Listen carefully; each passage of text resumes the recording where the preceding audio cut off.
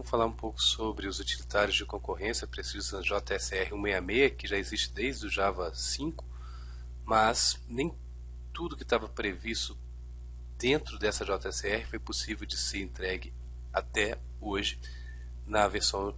Só foi possível ser entregue parte delas na versão Java 7, que foi lançada em julho do ano passado. Em especial o framework Fork Join, que estava previsto para o Java 5, mas não deu tempo, ficou pronto somente agora. E nós vamos discutir um pouco ele, porque ele é bastante bacana, apesar de funcionar para uma gama muito específica de aplicações que segue o paradigma de dividir para conquistar, muito famoso dentro da ciência da computação. Então, só lembrando que é cada vez mais importante que nós implementemos as soluções paralelas em nossas aplicações devido ao advento de computadores multiprocessadores, múltiplos cores, ser cada vez mais fácil. Nós estamos adquirindo máquinas desse tipo e poder usufruir dos benefícios desses cores, desses multiprocessadores, é muito importante no nosso dia a dia enquanto desenvolvedor.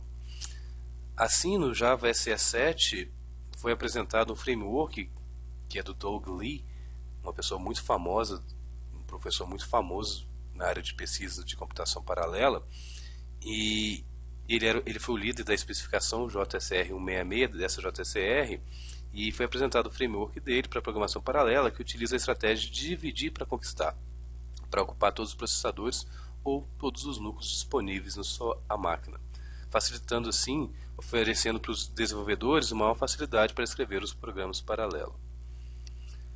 Eu vou pedir desculpa para vocês, eu estou indo às vezes um pouco rápido, mas é que eu gostaria que essa palestra ficasse em torno de 1 hora, e pelo que eu estou vendo aqui já estourou o tempo. Eu tenho um limite de tempo para essa palestra, então às vezes é por isso que eu dei uma certa acelerada, mas mais uma vez eu estou fornecendo todo o código-fonte para que vocês possam testar com bastante calma na casa de vocês. A técnica de dividir para conquistar é uma técnica clássica para a resolução de problemas com algoritmos que não necessariamente são paralelos, né? A ideia do dividir para conquistar é você conquistar um problema grande, dividir ele em problemas cada vez menores e solucionando os problemas menores, depois fazendo a junção dessas soluções. Ou seja, nós vamos dividir recursivamente um problema em partes cada vez menores até que a sua solução seja trivial. Cada uma dessas partes menores, elas serão processadas por diferentes processadores ou por diferentes cores. A solução de cada um desses pedaços, conforme eu já disse, no final elas vão ser combinadas para chegarmos à solução final do problema. E o mais legal da API é que o número de processadores é transparente, você não tem que se preocupar, a sua aplicação vai funcionar para 1, para 2, para 4, para 8, sem que você tenha que mudar. E a distribuição das tarefas para cada um desses processadores é transparente para os usuários.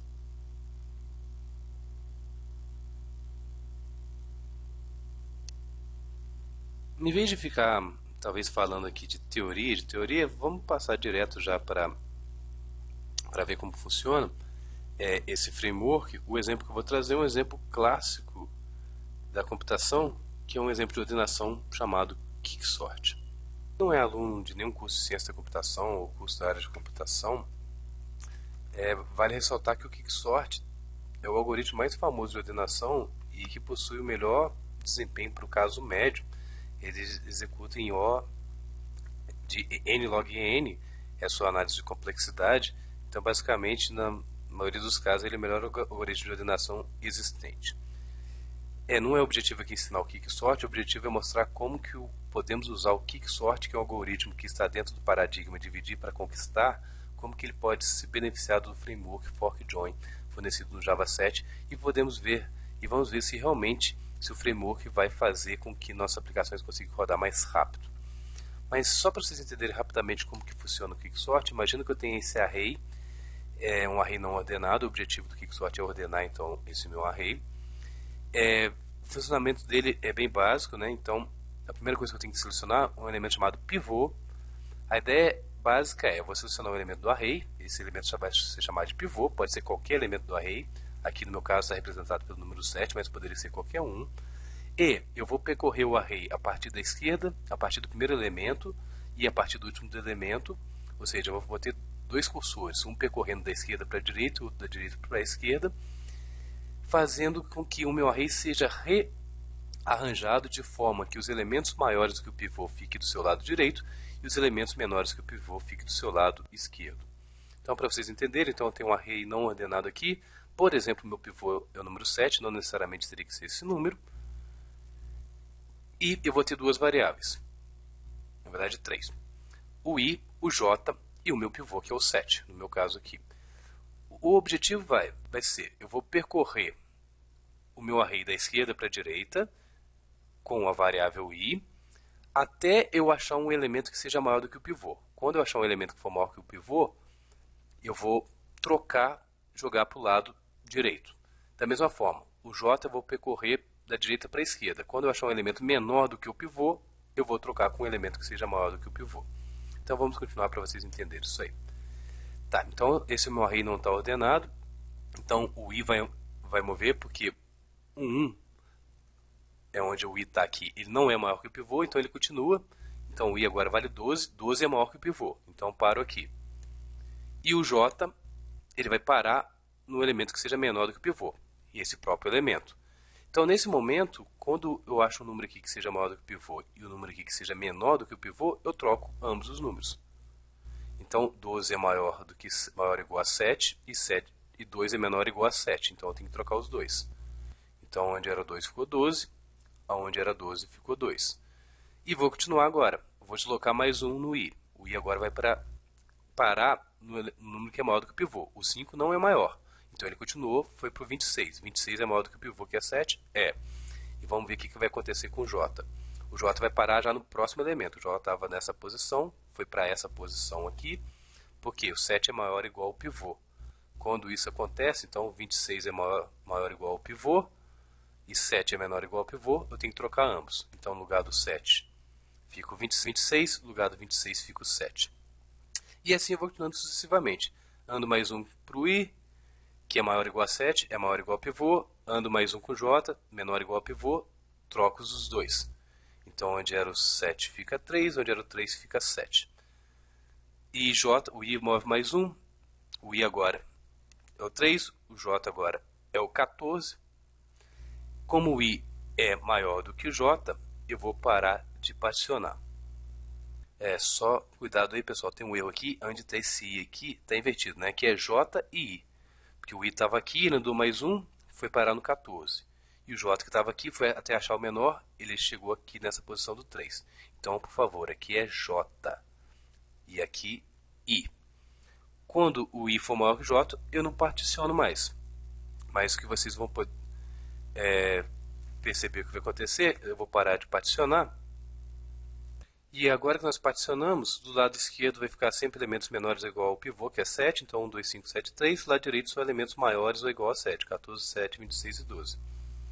Agora que foi feito esse particionamento, eu executo recursivamente o algoritmo de quicksort para continuar a partição para cada um dos meus arrays.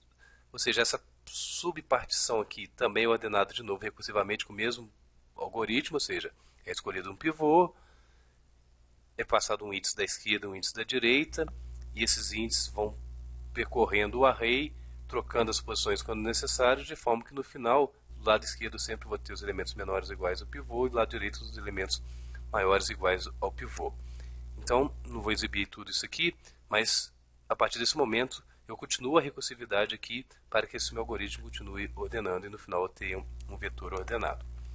Mais uma vez, é um algoritmo muito clássico da computação, o quicksort. Quem tiver interesse, eu recomendo a leitura do livro do Cormen, livro de algoritmos do MIT. É um livro excelente, a explicação do quicksort lá é muito bacana, apesar de ser um livro meio pesado, né, um livro meio difícil da ciência da computação.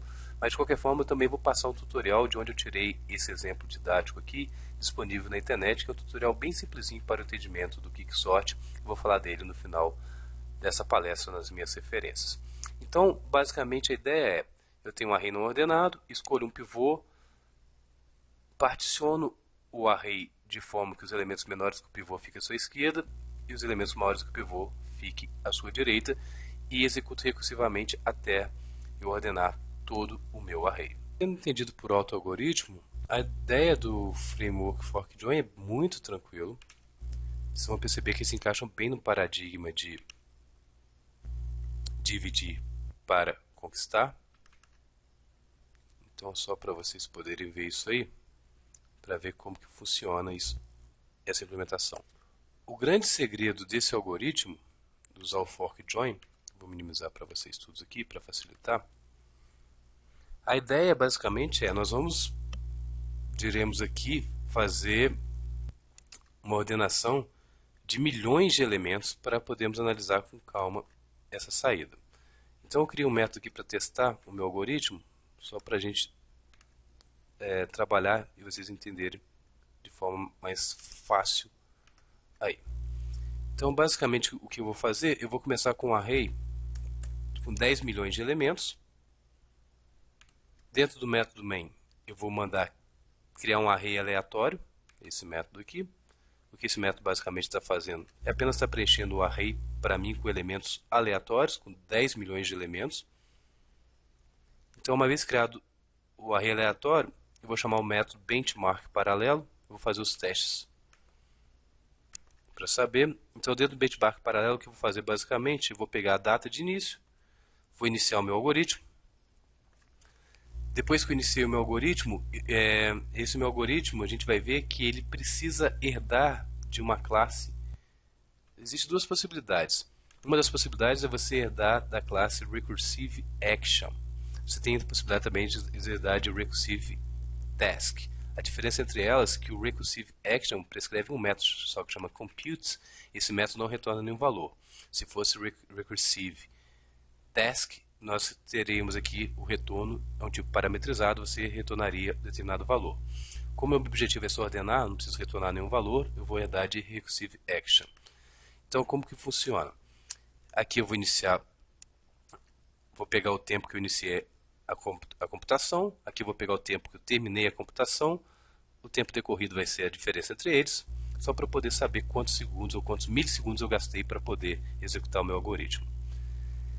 E o mais importante vocês perceberem aqui, a gente vai discutir então a implementação aqui que eu acho em um segundo, é que nós temos o framework Fork Join trabalha com o conceito de pool de threads, né? E que é legal que você tem inclusive agora a possibilidade de saber em tempo de execução quantos processadores você tem na sua máquina. O método Available Processors, que você pode ser obtido através de runtime.getRuntime, retorna para mim o número de processadores. Essa minha máquina, por exemplo, é um Core 2 Duo, tem 2 processadores, então eu estou criando um pool de threads contendo 2 threads para poder dar conta dessas minhas tarefas. Basta, depois que eu criar meu pool de threads, basta eu passar para o método invoke desse pool, qual é a minha tarefa raiz, ou seja, qual é o algoritmo que eu quero, no meu caso aqui, resolver de forma paralela, que é o algoritmo de ordenação, e eu não preciso fazer mais nada, só isso. Eu instancio a minha tarefa, que eu quero computar de forma paralela, crio um pool de threads para ficar responsável por essa execução e invoco a minha tarefa dentro do meu pool de threads.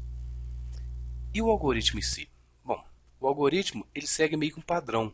Se você pegar esse padrão, você vai conseguir basicamente pegar qualquer algoritmo de dividir para conquistar, tipo merge sort, máximo divisor comum, Fibonacci, fatorial, busca em um labirinto, busca em largura, busca em profundidade, qualquer algoritmo que você possa usar o paradigma dividir para conquistar, você vai poder utilizar dentro do fork join.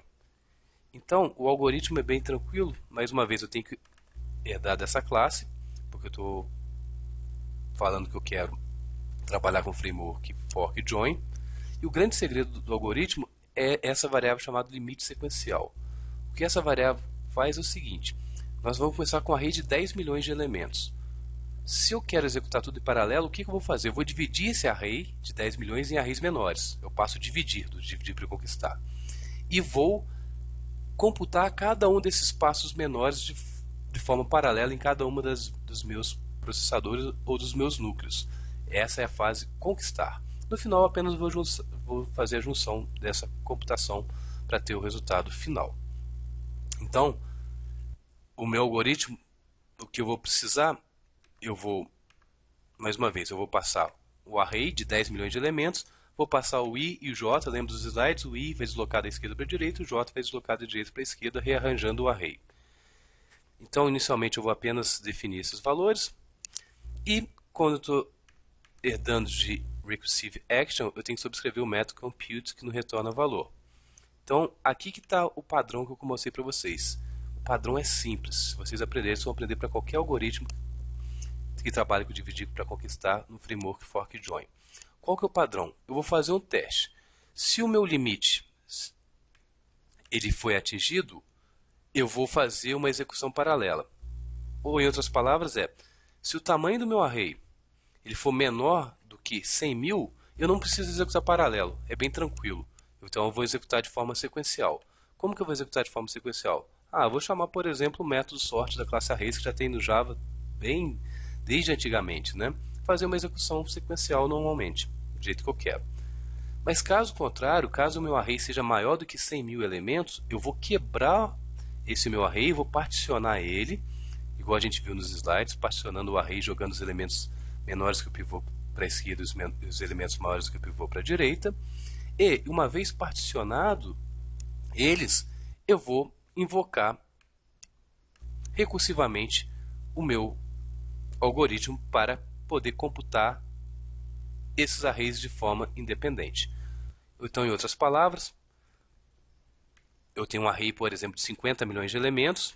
Esse if aqui vai dar false, eu vou cair no else. Eu vou escolher, eu vou mandar particionar o array, porque ele está muito grande. Aí eu tenho um método aqui que particiona, eu não vou precisar entrar na lógica de negócio aqui, né? Mas basicamente o que esse método aqui está particionando o array, jogando os elementos menores do que o pivô para a esquerda e os elementos maiores do que o pivô para a direita. Vocês vão poder olhar isso direitinho em casa. Então eu estou particionando o array e, uma vez particionado, eu preciso então, eu vou ter, digamos, dois arrays agora. Na verdade eu tenho um array só, né? Uma parte com os elementos menores que o pivô e uma parte com os elementos maiores que o pivô. O que eu vou fazer? Eu vou pegar a parte com os elementos menores que o pivô e vou chamar o quicksort paralelo de novo e também vou pegar o quicksort paralelo com as partes que são maiores do que os elementos. Aqui que está o passo recursivo, né? Na recursividade, em vez de eu chamar o método compute direto de novo, na recursividade, quem está acostumado, você começa a fazer um método, no meio do método você tem uma condição, de acordo com a condição você volta e chama o próprio método. Aqui vai ser um pouco diferente, dependendo da condição, em vez de eu chamar o próprio método compute diretamente, eu vou instanciar um outro objeto do tipo quicksort, só que agora eu vou passar os valores de i e j, eles vão variar, porque agora eu vou estar trabalhando em um subconjunto dentro do meu array completo. E por final, então, dividir o meu array, executei recursivamente. Como que eu executo todas essas minhas tarefas? Eu posso chamar o método do framework invoke all, passando essas minhas duas tarefas para que elas sejam executadas. E terminando assim o meu algoritmo. Quando a minha partição chegar num array menor do que 100.000, eu vou executar sequencialmente e não vou precisar particionar mais. Então o grande segredo é fazer alguns testes aí para descobrir qual que é o tamanho ideal para esse limite sequencial aqui, que eu coloquei como 100.000, que eu vou mostrar alguns gráficos que eu fiz aqui, rodando com esse limite de 100.000. Seria muito interessante isso na casa de vocês, se vocês fizessem outros testes. Então, o meu teste do quicksort aqui, eu estou testando tanto o sequencial quanto o paralelo. O sequencial, lembrando, é a coisa mais simples do mundo, né? Se eu quiser fazer um teste do sequencial, eu só estou chamando o arrays.sort, que é a implementação padrão do Java. Eu não estou usando o meu quicksort paralelo. No meu benchmark paralelo aqui, de outra maneira, aqui eu não uso a implementação Java default não. Eu vou quebrando o array até no limite para poder chegar no serial. E o meu teste, o que ele vai fazer é, vai criar um array de 10 milhões de elementos, vai chamar o benchmark paralelo, vai calcular o tempo para execução em paralelo, depois eu vou gerar o outro array com 10 milhões de elementos e vou fazer o cálculo sequencial e no final vou verificar. Fiz apenas um método aqui chamado foi ordenado com sucesso, só para verificar se no final eu realmente ordenei os números, o vetor final ficou ordenado de forma adequada. Então o método só retorna true ou false para ver se o vetor ficou ordenado ou não. Então vamos lá, vamos executar com 10 milhões de elementos, só para a gente ver o que vai acontecer.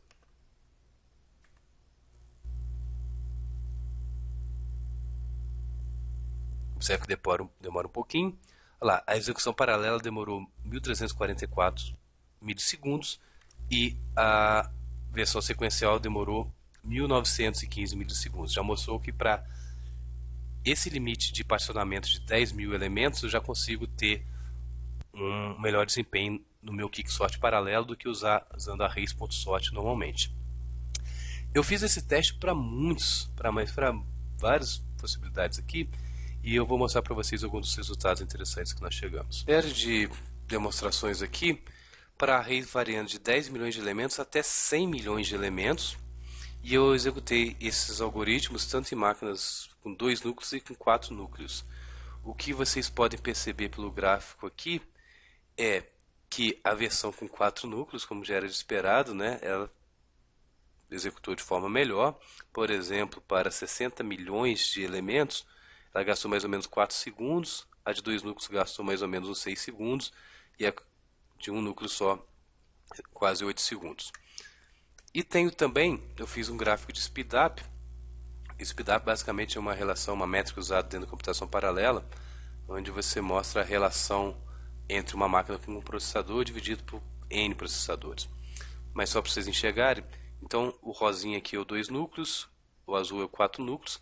O que esse gráfico está dizendo para mim, por exemplo, que o computador com 2 núcleos conseguiu speedup mais ou menos em média de 1.5, quer dizer que ele foi 50% mais rápido do que se tivesse executado de uma máquina com um processador apenas.